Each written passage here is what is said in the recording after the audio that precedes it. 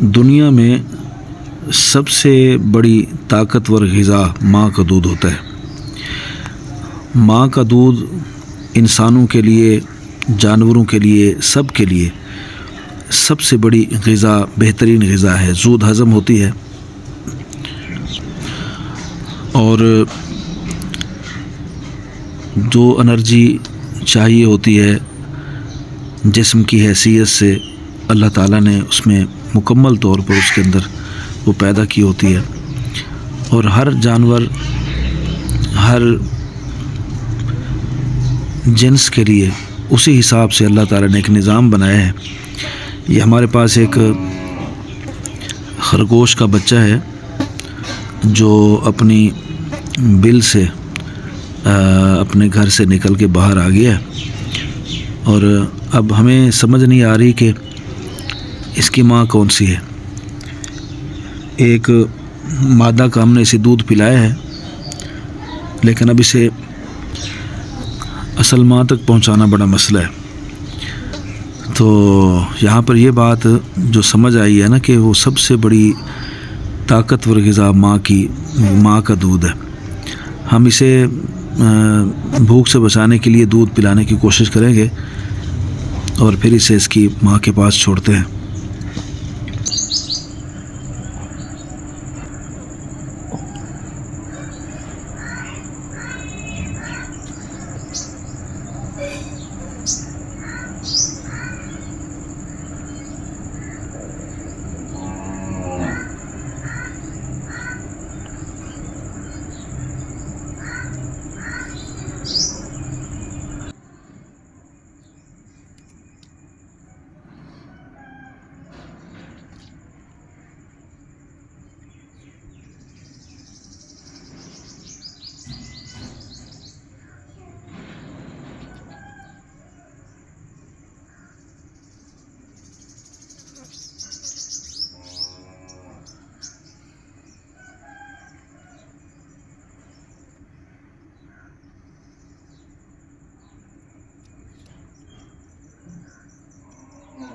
بہرحال دودھ کا متبادل بچوں کے لیے دودھ کے سوا کچھ نہیں۔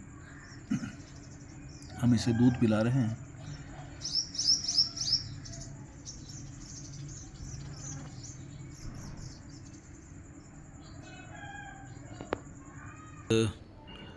اب اسے کچھ نیند سی آ گئی ہے، لیکن یہ نیند میں بھی ماں کا دودھ پی رہا ہے۔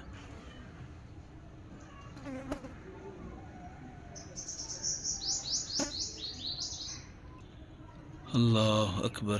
ماں کا دودھ، ماں کی آغوش، یہ دونوں چیزیں بہت ضروری ہیں۔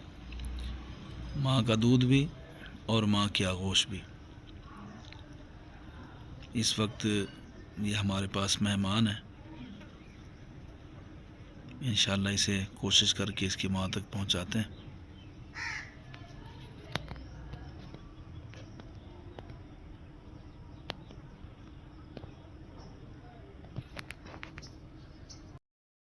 دودھ پروٹین، وٹامنز اور معدنیات پر مشتمل ہونے کے ساتھ ساتھ بیماریوں کے خلاف قوت مدافعت بھی فراہم کرتا ہے۔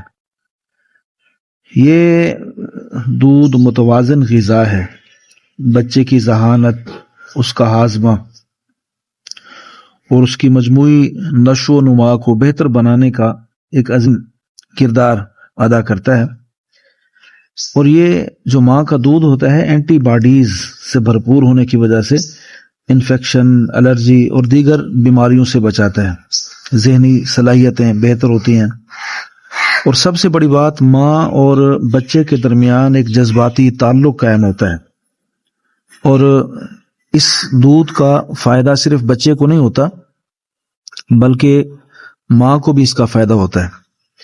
ہمارے آج کل یہ رواج بنتا جا رہا ہے کہ مائیں اپنے بچوں کو دودھ نہیں پلاتی، حالانکہ سب سے بڑا تحفہ بچے کے لیے ماں کا دودھ ہوتا ہے، اور جو مائیں اپنے بچوں کو دودھ نہیں پلاتی وہ بے شمار بیماریوں کا شکار ہو جاتی ہیں، کیونکہ جب عورت اپنے بچے کو دودھ پلاتی ہے تو اس سے وہ خود بھی صحت مند ہوتی ہے، اس کے جسم سے، اس کی چھاتی سے، اس کے رحم کا جو کینسر کا جو خطرہ ہے وہ ٹل جاتا ہے۔ اسی طرح بے شمار بیماریاں مزید جو پیدا ہونے کا خدشہ ہوتا ہے وہ اس سے محفوظ ہو جاتی ہے۔ یہ فطری عمل ہے۔ ہمیں اسلام نے دودھ پلانے کا جو عمل ہے اس کی ترغیب دی ہے اور اسے ایک ثواب کا عمل قرار دیا ہے۔ جب ماں اپنے بچے کو دودھ پلاتی ہے تو اس کا ایک ایک گھونٹ بچے کے لیے جو غذا بنتا ہے تو اس کے لیے صدقہ جاریہ بن جاتا ہے۔ شرعی مدت جو ہے وہ انسانوں میں اللہ تعالیٰ نے ماں کا جو دودھ ہے اس کو 2 سال قرار دیا ہے، حولین کاملین سے اللہ نے، یہ شرعی قرآن کی نص سے ثابت ہے۔ والوالدات یرضعن اولادہن حولین کاملین لمن اراد ان یتم الرضاعہ۔ اللہ فرماتے ہیں جو مائیں اپنے بچوں کو دودھ پلانا چاہتی ہوں اور وہ مکمل کرنا چاہتی ہوں دودھ کی مدت، تو اس کی مدت 2 سال ہے۔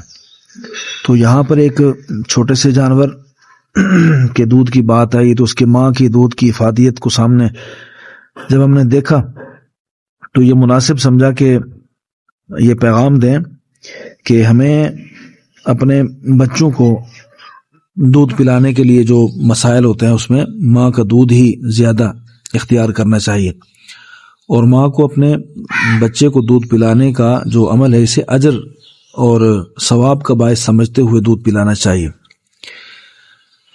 اللہ تعالی ہمیں اپنی قدرت کے انمول تحفوں سے، نشانیوں سے سبق حاصل کرنے کی توفیق عطا فرمائے، آمین ثم آمین۔